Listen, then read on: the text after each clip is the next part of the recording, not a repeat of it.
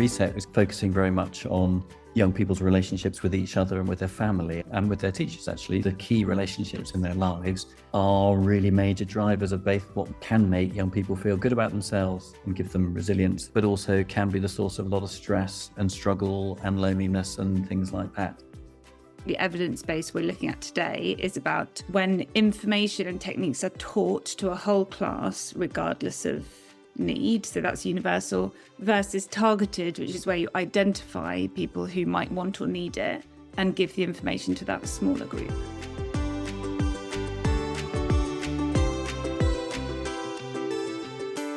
Welcome to the ReSET podcast. I'm André from the Mental Health, and we're about to dive into a question that's probably keeping some of you up at night.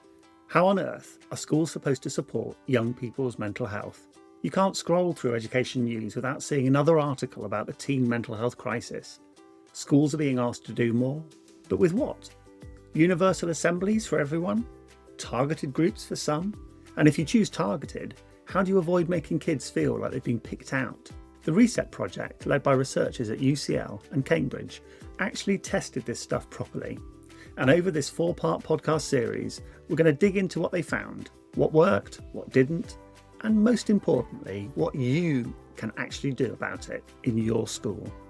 Today we're starting with the big debate, universal versus targeted interventions. Sounds technical, I know, but stick with me because this might just change how you think about mental health support in schools. I'm joined by 4 people who've lived and breathed this question. Pasco Fearon from Cambridge, who co-leads the ReSET trial. Lucy Foulkes from Oxford, who's been researching what actually helps teenagers. Roslyn Law from the Anna Freud Centre and the ReSET clinical lead. And Faye Witts, who delivered ReSET in a real school with real teenagers. So let's start with a simple question. What's going on for young people right now? Here's Faye, Lucy and Pasco. They're navigating an increasingly digital world. So when you go home, you can't switch off. You can't switch off from school because you maybe message on social media. A lot of the work that you're doing now is online. It's just constant kind of stimulation. And there isn't that ability to just switch off from your day. And I think that plays a big part. I think the impact of the cost of living crisis as well. Accommodation is increasingly crowded or temporary. So that makes it difficult to have a nice space to just either do your work or just relax and be you. Obviously, COVID, it can't go unmentioned really, and the impact that that's had on schooling and learning. Some students loving the fact that they didn't have to come into school and really enjoying learning online. Others, the complete opposite, and really found it difficult, and also found it difficult to adapt back to the routines. And lastly, I think just the landscape of the world now, people are worried about their safety. And I think that plays a big part. The world is very different, and I think independence has really been hit. So that's a difficult thing for our students to navigate as well. Is it worse being a teenager now than it was in the past? There's much more awareness of how challenging it is to be a teenager now, I think, than there was in the past. Always been a difficult period of life growing up.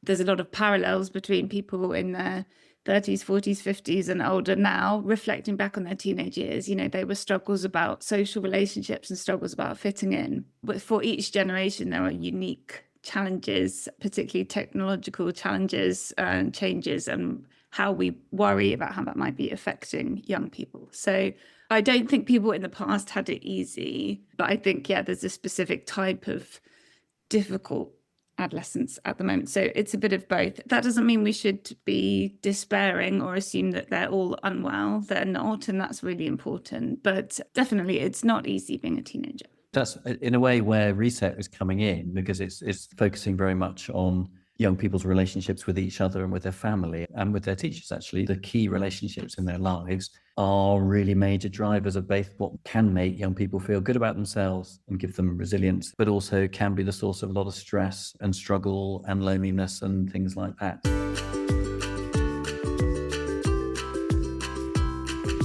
So if that list didn't give you a knot in your stomach, you're not paying attention.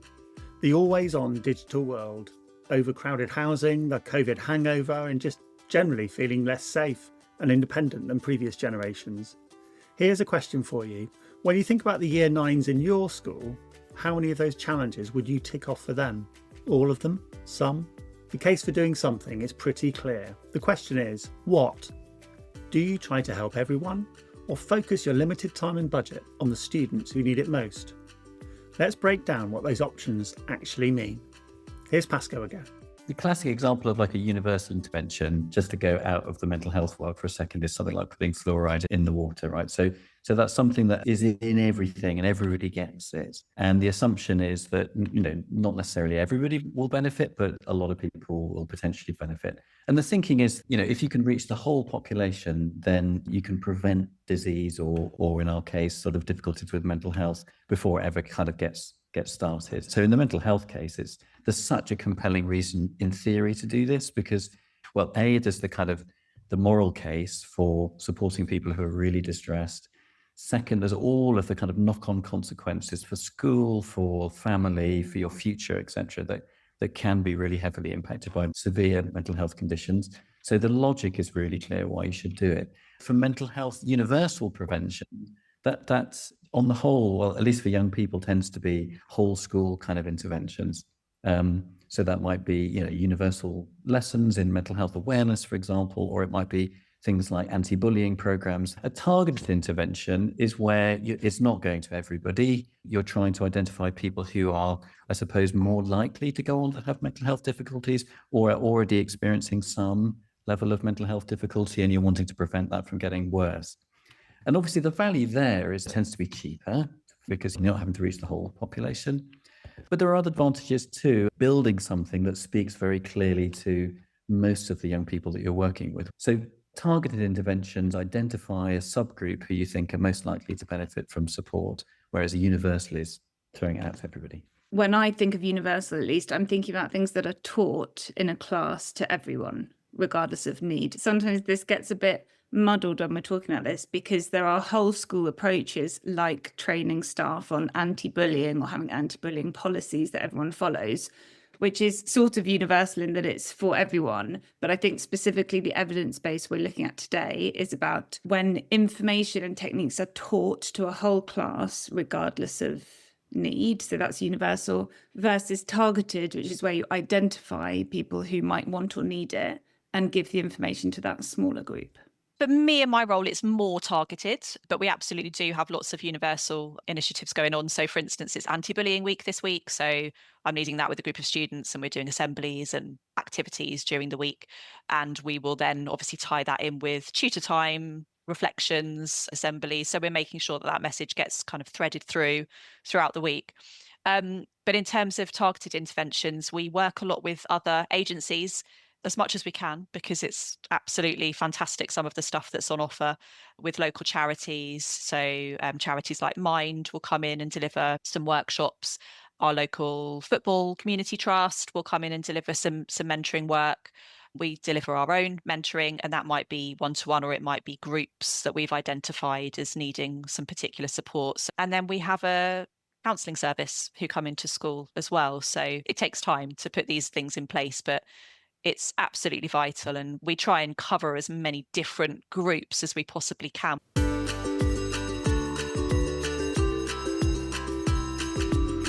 Okay, so universal is like fluoride in water. Everyone gets it, no questions asked.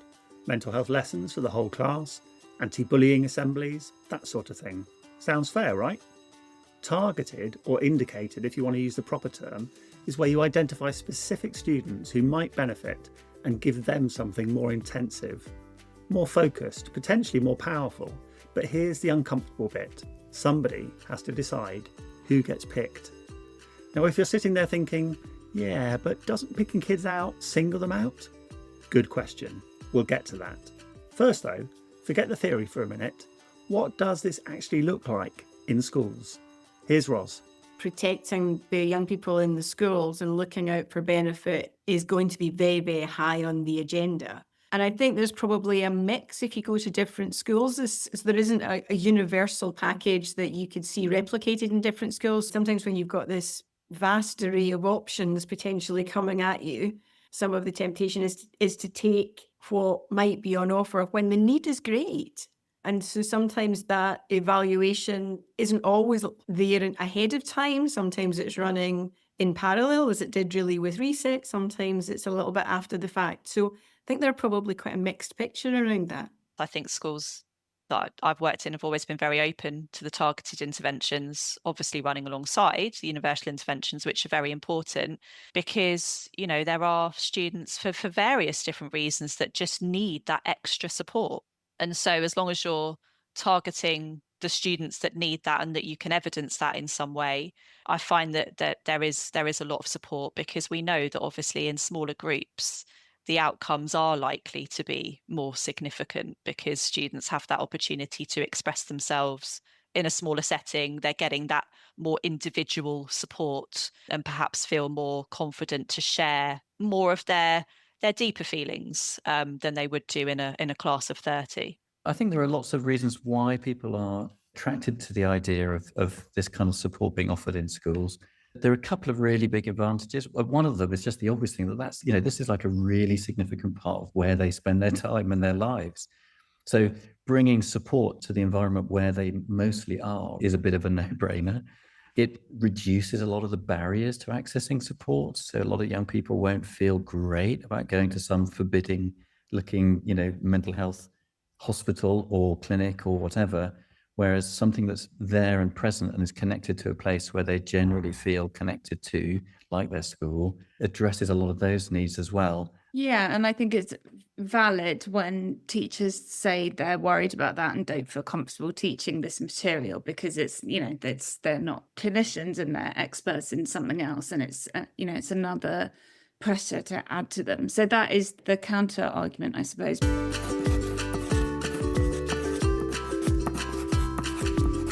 Sound familiar? Anti-bullying week here, a counselling service there, maybe some mentoring groups if you can fit them in, local charities offering workshops when they're available. Schools are basically running a mental health buffet, a bit of everything put together based on what's on offer and who happens to turn up with funding. But here's what nobody likes to ask out loud. Is any of this stuff actually working? And if you had to choose, if you could only invest properly in one approach, which one should it be? Let's look at what happens when you teach mental health content to everyone in a classroom. Back to Lucy. My particular focus is the techniques and information being taught to a whole class of young people, regardless of their level of mental health problems or need. There were early trials that were less well designed that seemed promising, but now we've got big, well-designed trials with good methods and statistics, etc. The more of them that come out, the more convinced I am that this is not the right approach. It either has null effects, so it doesn't make any difference to people's mental health, i.e. it's a waste of time and their time is valuable. So something that simply doesn't work is not great, but also that sometimes in a minority of cases, they can make people feel worse. So they end up reporting more mental health problems rather than less of them, which is obviously, we don't want to go in and make something worse. So the evidence base now, and I was very cautious saying this a few years ago, but I'm more confident with it now, that we shouldn't be taking the universal lessons approach to mental health in schools. We should focus instead on the targeted stuff. Mindfulness is one example of an intervention that was taught en masse to whole classes in schools, and we've had several trials now showing that doesn't work, or that can have negative effects. But it's important, it's not just mindfulness. We've also found null or negative effects for universal interventions that teach CBT, cognitive behavioural therapy, DBT, dialectical behavioural therapy, or just general mental health awareness, mental health information. So as this number of trials has grown, showing that these interventions don't work or have negative effects, it seems like it's not really about the specificity of what you teach, but rather that there's something problematic about trying to get young people to learn about and change and work on their mental health in a classroom full of their peers. So I think mindfulness gets quite a lot of attention as being something that we're now starting to think maybe we shouldn't teach to whole classes, but it's definitely not just mindfulness that's had these effects. Lucy probably has better handle on the most recent evidence on this, but the big story is non-impact. I mean, it just doesn't seem to work very well. And there are these little hints here and there, which we don't still know whether they're reliable or not,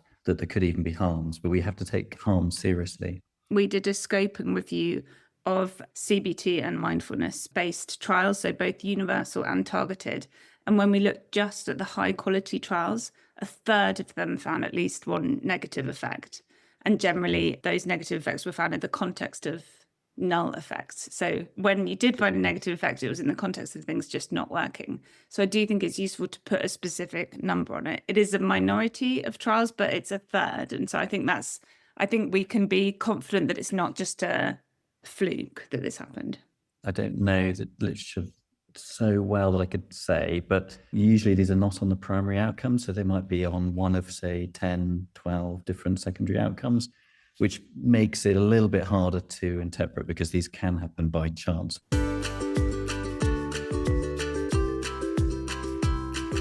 Let me spell this out. Those universal mental health lessons you might be delivering to whole classes, the mindfulness, the CBT, according to the best research we have, they either don't work or, and this is the really uncomfortable bit, they may make things worse. Think about that for a second. You could be using valuable time and money on something that at best does nothing, and at worst makes some kids feel more anxious or distressed. So if universal approaches aren't the answer, what about going targeted? What does the evidence say about that? Here's Pasco.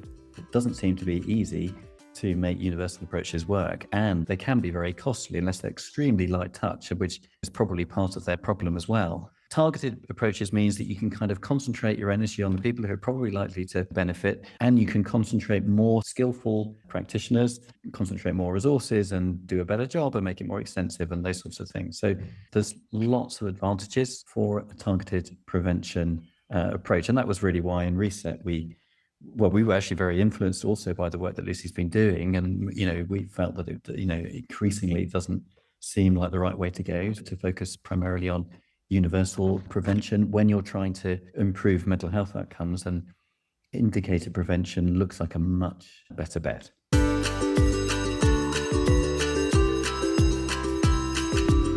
All right, so targeted approaches make sense. They're cheaper, you can use more skilled people, and you can actually tailor what you do to the students who need it. But there's the stigma problem. You know the one. The worry that pulling certain kids out for mental health support is basically announcing to everyone, these are the struggling ones. Now imagine you're one of those students. Your teacher says you've been selected for a special group. How are you feeling? Supported or singled out? This is where ReSET did something really clever. Let's hear how they cracked this stigma problem. Here's Faye. It was very, very positive. I think they were kind of interested and intrigued that the university researchers were coming to do something. I think, when it's our voices, sometimes I think they can, they hear our voices a lot, let's just say. So it's nice for them to hear some different voices, and they were really interested in being involved as part of this big project. I think there was a bit of a buzz, really. In terms of the university involvement as well, they didn't feel that they had been picked by us. So I think that gave a different perspective on things as well. One of the things that can be tricky with indicator prevention is you have to identify young people, and they might not feel great about that. You might be sort of, like you were saying, Faye, so if the teacher is saying you need to go to this group, that can be stigmatizing. There's all of the social dynamics are about being kind of picked out, which are really potentially tricky.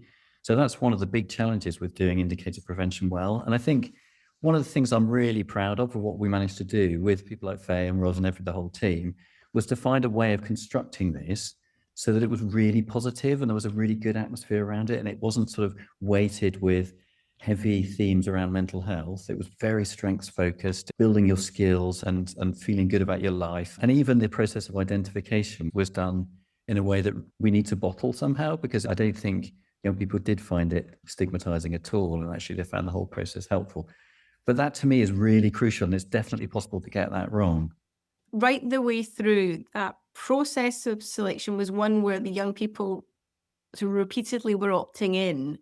And so there was an element of choice all the way through there, of wanting to do this, whether it was them individually, whether it was a sort of family choice with parent or carer involvement there. So they had control within that.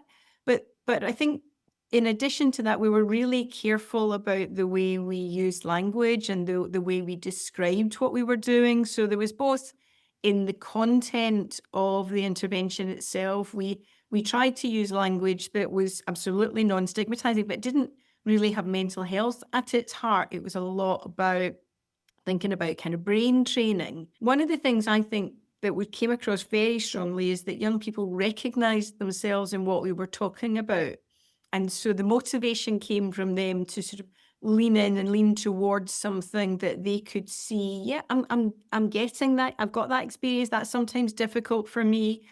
So they felt, I think, listened to, they felt seen in what they were sometimes struggling with, but also there was an opportunity not to be on your own with that. So the idea that, like, I think we really worked hard to make the group non-threatening, that there were other young people who might get this in a way that not everybody does, and maybe together we can come up with some ideas around that. So the whole group was run in a very empowering way right from the beginning. They got to set the rules. I think a lot of that age is like, it just, all that matters is whether your peers endorse or approve of something, and then you are publicly allowed to endorse it and approve of it. So I imagine there's some of that going on.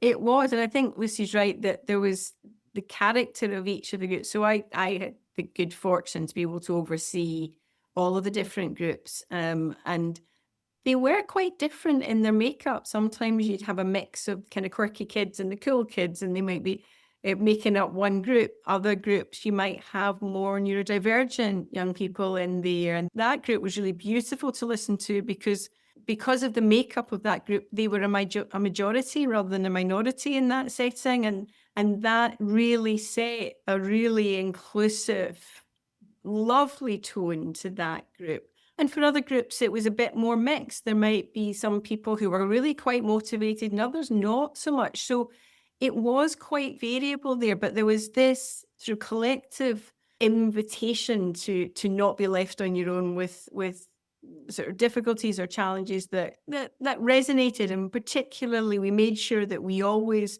went with sort of common difficulties they might recognize, but not having to name their own early on. So we were really working on making it a safe environment to be curious about what kind of things do teenagers find difficult just now.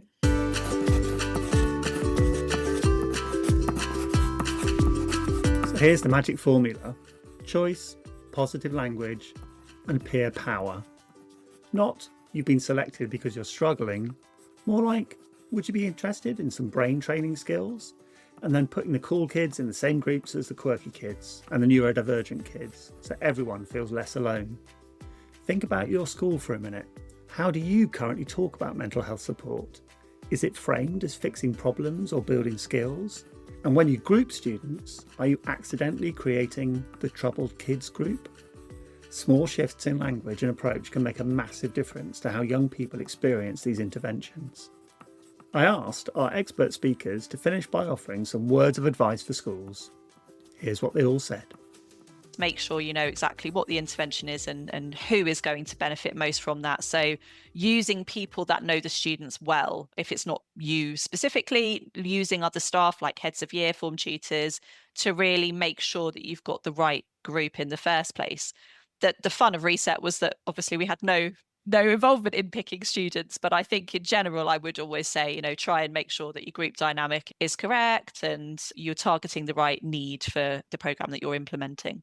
Focus their efforts and their funds on targeted approaches, on a smaller group or one-to-one approaches for the people who want or need it, even though that might feel intuitively like it's not fair because you want to choose the package that teaches stuff to everyone, but actually we know that those approaches don't work well and can cause harm. Not everyone wants or needs mental health interventions at school, so we should focus on smaller groups, and that's just much better for everyone involved. I think the evidence is pretty clear that the targeting is the way to go. And I think what we've been able to show in this project, there is a really positive way to do that young people can really get on board with. And I think that's great. I think we've got the model of ReSET, but there's wider learning here about just how to work with schools, how to work with young people, how to kind of set this up in a way that is supportive, that young people actually enjoy and they get something out of it. And it has the kind of group dynamic that bonds them with each other and gives them an experience of the school that's a bit different as well. There's a huge amount of work that's done by our colleagues at Anna Freud, developing really accessible, really high quality materials, written materials, videos, animations. There's a whole package of resources that that are available, that if you go to the Anna Freud website, you'll be able to access all of that. But hopefully also, this isn't going to be the end of ReSET. So we hope that there are going to be further opportunities. So not just for those young people that we're saying, can I get into the next group? We're hoping for other schools that that's going to be something that we're going to be able to take forward. So you've listened to the evidence, you've heard from the researchers and the school staff who made this work. Now comes the important bit. What are you actually going to do differently on Monday morning? Let me give you 5 things to think about. Really think about, not just nod along and then carry on as normal. Number 1, focus on what works. Look at the evidence before rolling out universal mental health lessons. Often, targeted support makes the biggest difference. That way, your time and resources have the greatest impact. Number 2, think about how you identify students. Which students might benefit from these skills that you're building? Can you give them choice? Can you make it feel like an opportunity they're opting into, not a problem they've been assigned to? 3, get clever about groups. Don't just lump together all the anxious kids or all the disruptive ones. Mix it up.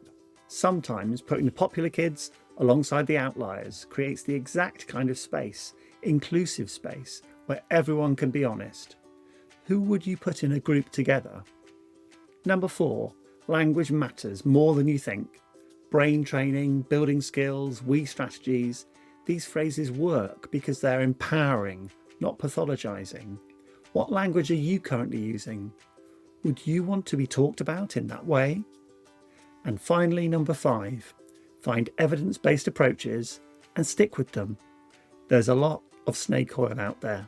ReSET is one approach that's been properly tested. The Anna Freud Centre has loads of evaluated resources. Do your homework before you commit. So here's my challenge for you. Pick one thing from this episode, just one. Maybe it's stopping that universal mindfulness program.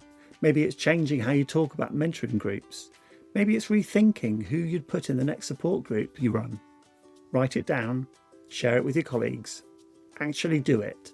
You can find out more about the ReSET project on their website and explore evidence-based mental health and education resources online at the Anna Freud Centre website. The ReSET webinar for schools takes place at 3:30 to 4:45 on Wednesday the 21st of January. Book your free place now, or if you're listening to this after the 21st of January, you can watch the recording on YouTube. You'll find links to all of these websites that I've just mentioned in the podcast description. Next time on the podcast, in episode 2, we're diving into the actual content of ReSET, the emotional skills that young people learn and why they matter so much. Thanks for listening. Now go and make some changes.